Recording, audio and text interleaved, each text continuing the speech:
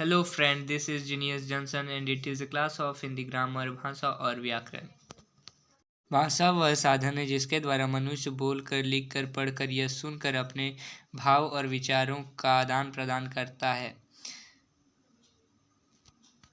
भाषा के रूप। भाषा के दो रूप होते हैं, मौखिक और लिखित। मौखिक भाषा, जब मन के भाव को मुख से बोलकर प्रकट किया जाता है तो भाषा का यह रूप मौखिक भाषा कहलाता है।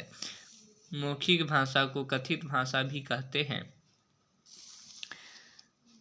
मोबाइल पर बात करना, वाद विवाद करना आदि मौखिक भाषा के उदाहरण हैं।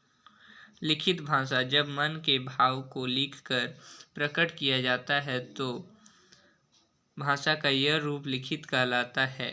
कहानी लिखना, ईमेल भेजना आदि लिखित भाषा के उदाहरण हैं। राज्य भाषा, सरकारी कामकाज में प्रयोग होने वाली भाषा राज्य भाषा कहलाती है।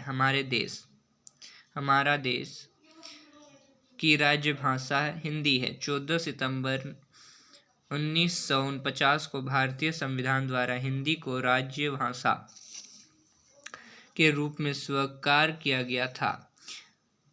अंततः हमारे देश में प्रतिवर्ष 14 सितंबर को हिंदी दिवस मनाया जाता है। लिपि, किसी भी भाषा को लिखने की विधि को लिपि कहते हैं। विभिन्न भाषाओं के अलग अलग लिपि होते हैं। भाषा हिंदी, संस्कृत, मराठी के लिपि देवनागरी है। पंजाबी गुरुमुखी लिपि में लिखी गई है। भाषा में उर्दू फारसी लिपि की है। अंग्रेजी, जर्मन और फ्रांस रोमन में लिखी गई है। व्याकरण वह शास्त्र है जो हमें भाषा को शुद्ध बोलने, लिखने और पढ़ना सिखाता है। व्याकरण के 3 विभाग हैं, वर्ण विचार, शब्द विचार और वाक्य विचार। वर्ण विचार, व्याकरण के इस विभाग में वर्णों के स्वरूप, भेद, प्रकार, उच्चारण आदि का अध्ययन किया जाता है। वर्णों के प्रति।